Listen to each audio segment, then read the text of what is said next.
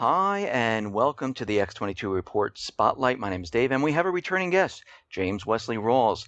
He is a survivalist author. He authored several best-selling nonfiction and fiction survivalist books. Some include Patriots, Surviving the Coming Collapse, Liberators, a novel of the coming global collapse, Tools for Survival, What You Need to Survive When You're on Your Own. And on December 1st, he has a new book coming out called Land of Promise. His expertise is primarily in retreat, security, food storage, firearms, communications, first aid, and off-grid power system. James is a former U.S. Army intelligence officer and is the owner and creator of survivalblog.com. James, welcome to the Spotlight. Thanks for having me on. Hey, thanks for coming back on with us. And I wanted to start out what has been happening across the ocean here in the Middle East and in China. Now, we see the United States, they just sailed their warships out in the Pacific around the Spratly Islands.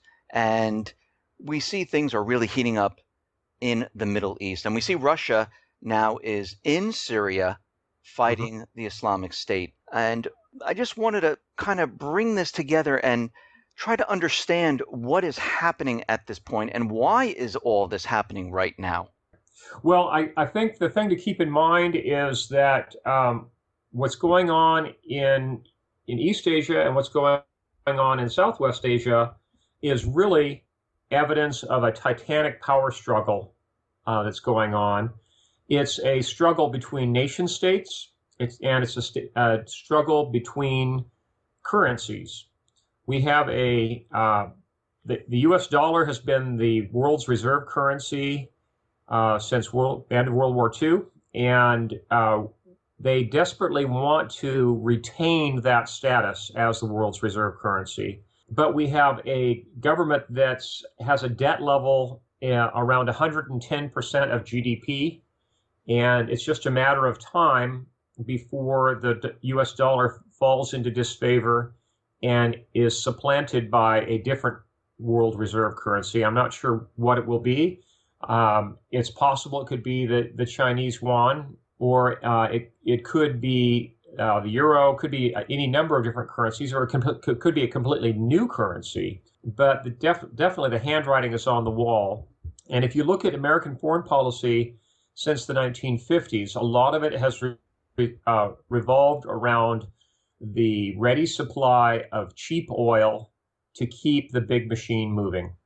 And if you look at our foreign policy in the Middle East for the last 20 years, you can see that there's been a really strong emphasis on propping up governments that are pro-Western and that want to trade in oil in U.S. dollars, and demonizing any country that dares to start trading in oil with anything other than dollars. And that's one of the reasons that Iran has really been in disfavor with the United States. Currently, the situation in Syria is very dire. There are so many different actors in play there that it's really a gamble to see how it's all going to turn out. There are so many nation states and so many surrogate armies involved in Syria. It's really hard to keep track. You've got the former Soviets, the Russians have come in with the goal of both supporting the Syrian government and with trying to suppress ISIS. But they've been expending just as much money, manpower, material, and effort and air hours with air sorties going against Kurdish separatists as they have going against ISIS. So we run the risk with the involvement of both Russian special forces, the Spetsnaz, and American special forces in country, and both Russian aircraft and American fighter and bomber aircraft in country. We really run the risk of going, as Slim Pickens put it, toe-to-toe in nuclear combat with the Ruskies. So we're really at risk of a conflagration in Syria. It could very well go nuclear, and it could very well turn into World War III. We see this occurring right now. Now, let me just clarify something here. Russia and China, for that matter, they are not like Yemen, Iraq, where the U.S. can go into those countries and pretty much overrun the government there and do whatever they need to do in those countries, replace the government, whatever they're doing. Russia and China, on the other hand, they're basically advanced actors. They have weapons equal to or greater than the United States. Right. And as we move forward here, before we even get to a nuclear war, how do you see this playing out with Russia and China if both of them get involved in this? Do you see the United States having the upper hand, or do you see the United States not doing so well against these countries? Well, with Russia, we have the disadvantage of having much longer chains of supply. The Russians have almost internal lines of supply into that theater. So they have that inherent advantage. They also seem to have much greater resolve than the U.S. government. Our current administration, or the Obama regime, as I refer to it, has no backbone whatsoever. If you look at the history of the Obama administration, time and time again, they have kowtowed to other governments. They have bowed literally to Islamic governments, and they just don't show any really strong resolve at all. If you look at the way all the negotiations went on with Iran for the much hyped nuclear containment deal, we basically caved into the Iranians time and time again and gave them just the treaty that they wanted, with no verification whatsoever and with no teeth in it whatsoever if they were to violate that treaty.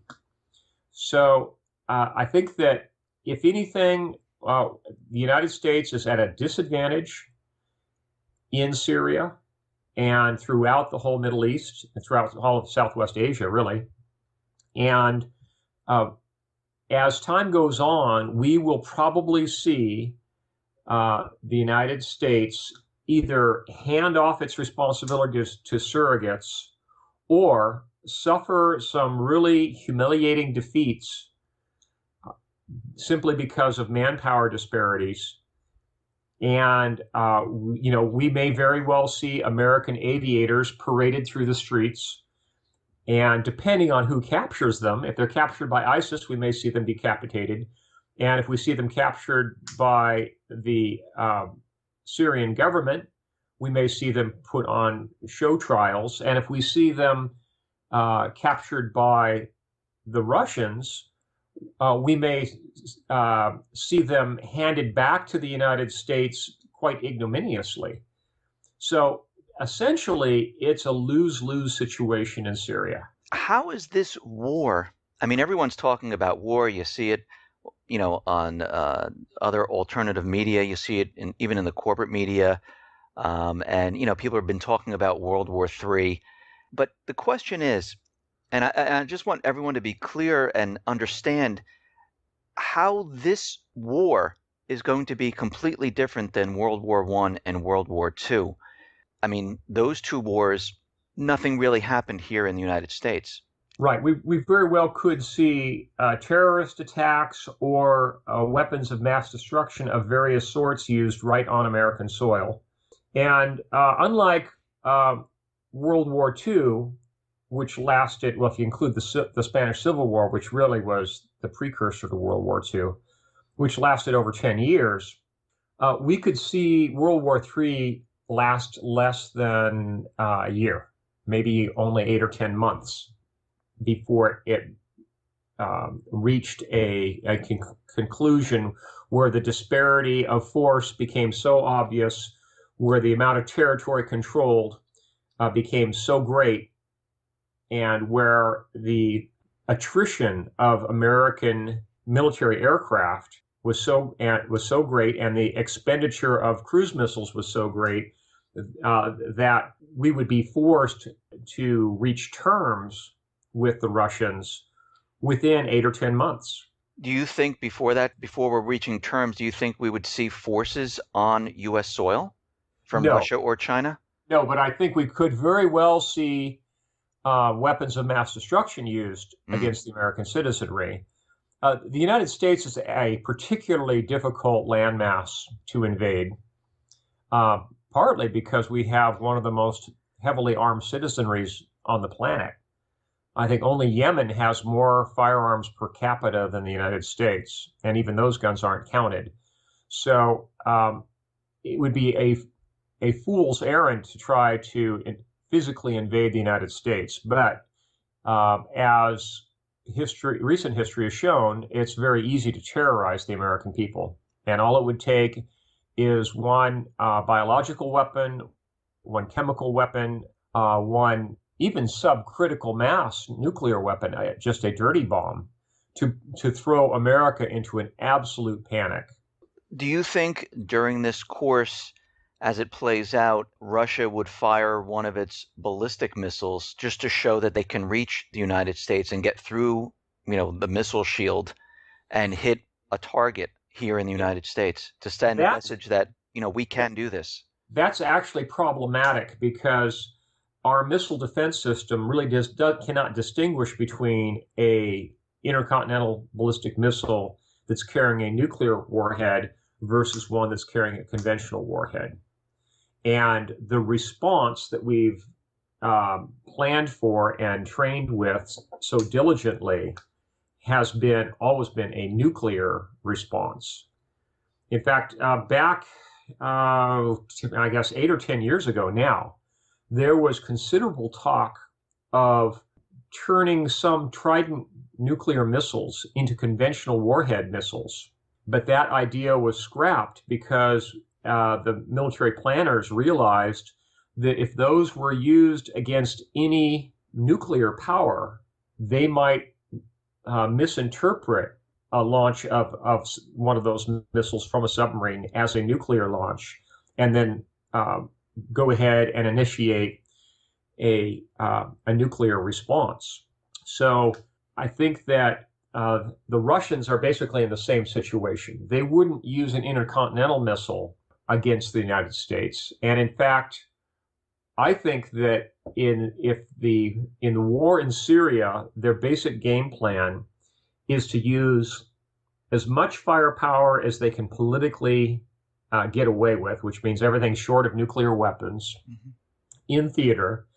And then they would use surrogates for the sake of deniability for actual attacks on the United States. They would either equip terrorist groups or attribute their use of weapons to the use by terrorist groups if they were going to have any physical attacks on the United States or U.S. infrastructure. From your statement from the beginning when we started here, all of this is happening because basically the dollar is dying. We're heading towards a collapse of the private Western central bank system. Correct. And here in the United States, we see our government doing many different things, like spying on the American people, creating laws that kind of violates our rights. And it seems at this point that they're continually doing this. I mean, DHS, they're looking at basically setting up a color-coded domestic alert system for domestic terrorism. I mean, what is the purpose of all of this? I mean, why are they spying on American people? Why are they so concerned about the domestic population? I mean, we see increased security at government buildings. I mean, the White House has new spikes on the fence. Why are they so worried about the American people? Well, I think what it comes right down to is that the power elite wants to remain in power. They can't afford to have any sort of domestic uprising that would compromise their position. Because when you come right down to it, it's a very few people that are controlling a very big government. but that very big government is still, in total terms, uh, a number of government employees, or at least pistol packing employees, that's just a tiny number compared to the number of armed citizens in this country. So they're attempting to both simultaneously monitor and buffalo the American people. They want to have basically a total information awareness state where they can monitor anyone that they consider a malcontent and be ready to pounce on them. And they want to intimidate the American people and make them think that they are impotent in terms of having any sort of uprising against the U.S. government. We see the government continually pushing gun legislation, and John Kerry signed the UN Arms Treaty. Of course, the Senate has not passed it, but is this part of it where they would like to remove the weapons from the people? I'm sure that they would. That's probably their fondest dream, but it's also absolutely impossible for them to accomplish within the scale of the next 5 or even 10 generations. The reason being is that there's literally a firearm out there for every man, woman, and child in the country. And somewhere of upwards of 90% of those have no paper trail whatsoever because they've been passed on multi-generationally. Without any positive paper trail, that they don't have a prayer of being able to round up those guns. And if you look at the gun registration programs that have been attempted in places like California and more recently in New York State, the level of non-compliance for registration is somewhere on the order of 80%. And these are American citizens who are facing felony prosecution for failure to register their so-called assault weapons. 80% of them are not complying. So that tells me that it's just absolutely impossible to try to disarm the American people. And for purposes of illustration, I always like to bring up the example of the Troubles in Northern Ireland. The low-level guerrilla war that took place in Ireland, Northern Ireland, for more than 40 years was carried out with less than 200 military firearms. 200 guns were what was keeping the British bogged down in Northern Ireland to the tune of about a quarter of their military force for decades, simply because they couldn't round up 200 guns. America is a nation of 300 million guns, and even if only 2 or 3% of the American citizenry developed a backbone and decided to take up arms against the U.S. government, the pool of available weapons is so large that it would be absolutely impossible to disarm the American people. Not to mention that 3D printer technology is coming along to the point where basically anyone can create a gun, an untraceable gun at home. Yeah, albeit, it's probably going to be a single-shot weapon, most likely. But in the right hands, a single-shot weapon works just fine. But they're continually trying. I mean, they continually... Oh, yeah, sure. They want it to happen. Yeah. Like I say, it's their fondest dream. But it's just not realistic to think that they're going to make it happen. In the short term, they could pass legislation making it illegal to own a magazine-fed or detachable magazine semi-automatic firearm, and they could put a very stiff penalty on it. But what they'll end up doing is turning more than half of the American citizenry into felons, just waiting to be prosecuted. You can't lock up half the population. It's just not going to happen. We understand that this dollar system and everything that we've been looking at with the economy, we see that the economy, even though the government continually tells us that everything is fine, it's recovering, unemployment is very, very low. The Fed comes out and tells us that, everything that they're looking at is fine. When you really look at the real data and information, and you see that retail is contracting, housing is starting to kind of fall apart. We heard of Freddie and Fannie yesterday might need an injection of about $400 million. Yeah, here we go again. Yeah. And you're starting to see all this, and you're starting to realize that this economy is not doing as well as they're saying. And we did have that scare in August, September of the stock market, but it looks like they've been pumping it up and trying to. It seems like that's the only thing they have to hold on to is the stock market. Yes, essentially, if you look at if you want to look at the real economy, look at the genuine unemployment figures and look at the corporate layoffs. Look at transnational shipping, like the Baltic Dry Index, for example. Look at all the shippers reducing their sailing schedules, for example. Look at layoffs by companies like Caterpillar Tractor in Peoria, Illinois. Cat Tractor is a multinational corporation. It's not just an American corporation. And they sell over 200 types of heavy equipment. If they can't make a profit and keep their employees working, selling into a global market, then that tells you that we're in a global depression. And frankly, I think we've been in a depression. We've just been in the opening stages of it ever since about 2001. In the long term, our economy is pretty well doomed because it's tied to a fractional reserve banking system and a system of very heavy taxation and a inherently weak economy that's being only propped up by artificially low interest rates. If it weren't for ZIRP, or what's soon to become NIRP, negative interest rate policy, we wouldn't have a functioning economy right now. We would be in the depths of a depression greater than the depression of the 1930s.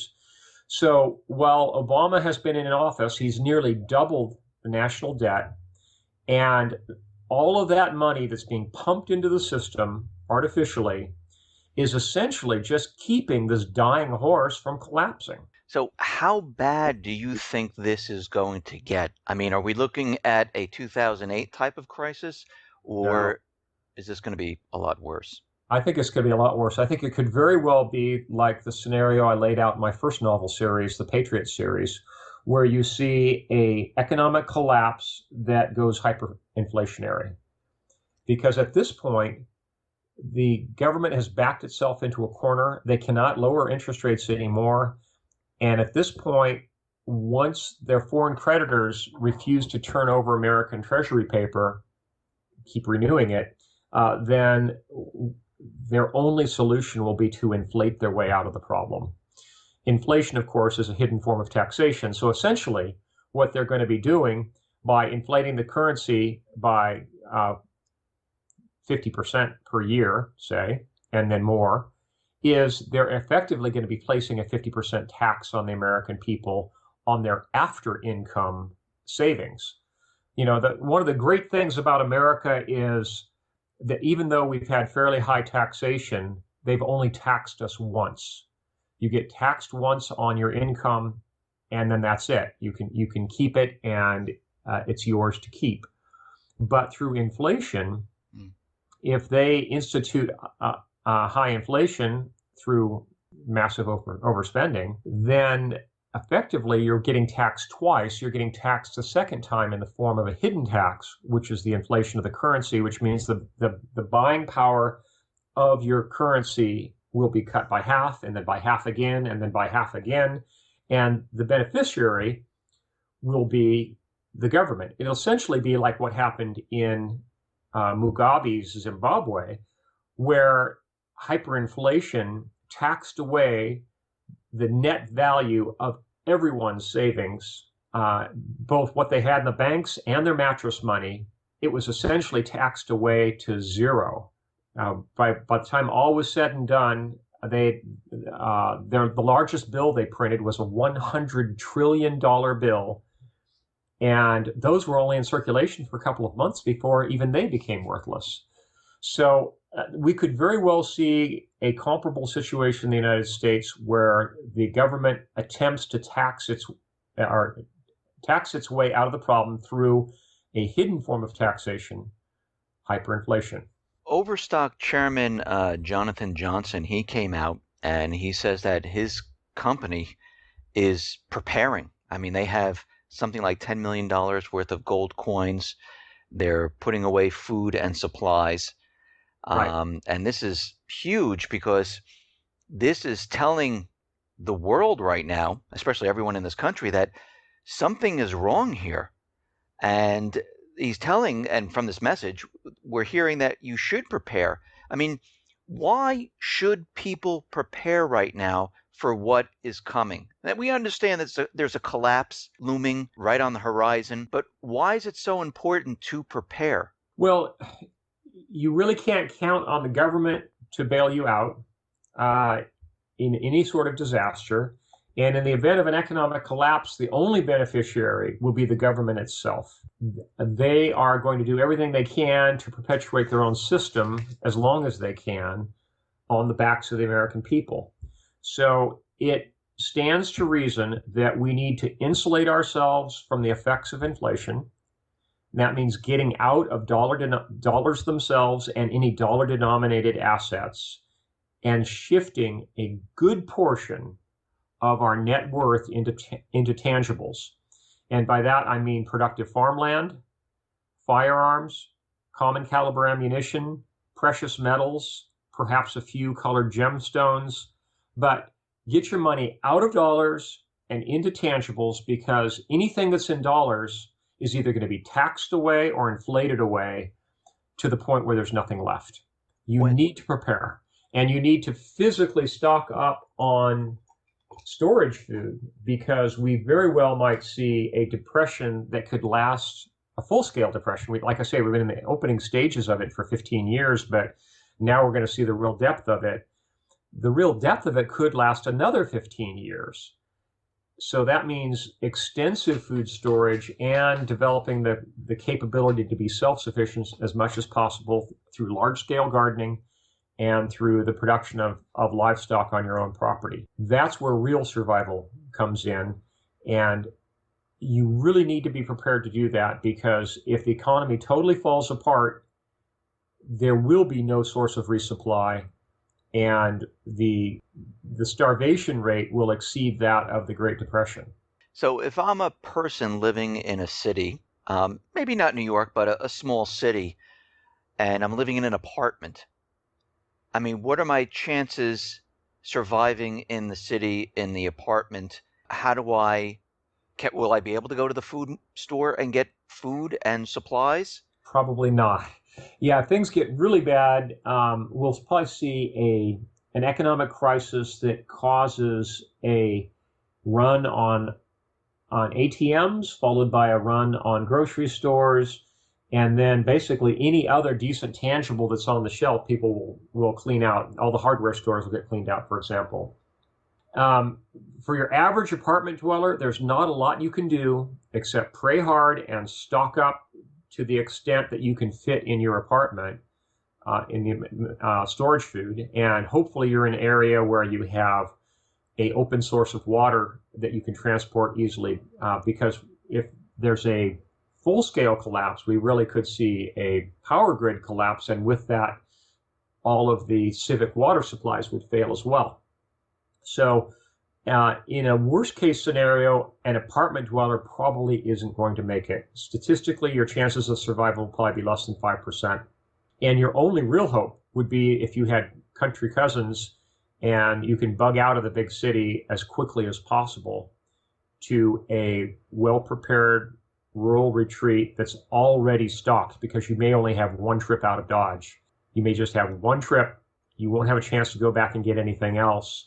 So the vast majority of your food storage, your gardening tools, your gardening seed, weapons, ammunition, communications equipment, all that needs to be pre-positioned at that rural retreat. When we hear about the collapse, we just mentioned the city, there's going to be, no resupplies of the food inside the city.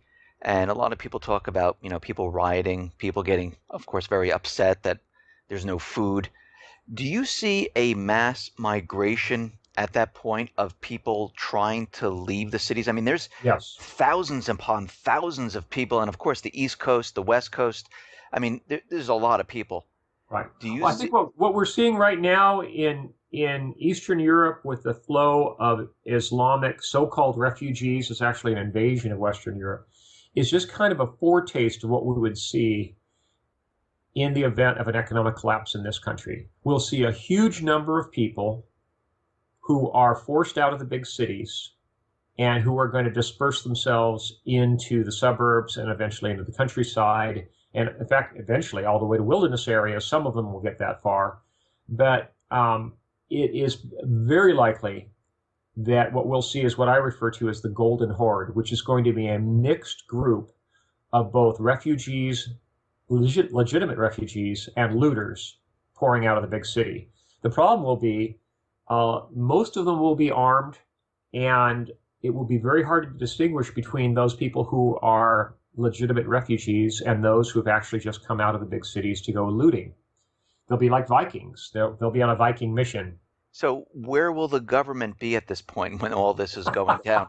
I think that the government will be in hiding, quaking in their boots, hoping that they don't get hung from the nearest lamppost. Really, the government, at that point, the government won't be able to respond. The organizations like FEMA really are not prepared to cope with a disaster of that scale. Once the system starts to break down, even any attempt of the government to respond will be like spitting in the wind. It's just not going to have any real effect. Even if the government wanted to declare martial law, for example, there aren't enough if you take all federal troops and all of federal law enforcement together, they would only be able to institute martial law in 2 or 3 major cities. So who's going to institute martial law in the rest of the cities? It's just not going to happen. The numbers just don't add up. And I think that's one reason why you see the real mission of organizations like FEMA, its underlying mission that's not very well publicized is actually continuity of government. Their real mission is to try to preserve government functions in the midst of a massive collapse. And that's why the government has invested millions upon millions of dollars into deep underground shelters and communications infrastructure to go with it. Before this actually occurs where everything starts breaking down, at the beginning stages where things start to break down, what do you think the government's response will be? Let's say the market, like we saw back in 2000. Yeah, I think well, there's already circuit breaker procedures in effect for the stock market, but the government itself could institute a cessation of trading on the stock market and on all the commodities markets. The government would probably declare a banking emergency where all the ATMs would be shut down and all the doors of all banks would be closed. And it would be a matter of weeks or even months before people might be able to get back into their banks and be able to get to their safe deposit boxes. So let that be a reminder to your listeners. Do not store your precious metals in your safe deposit box. Do not. You need to keep them well hidden at home, because your access to those precious metals will probably be curtailed by a banking holiday.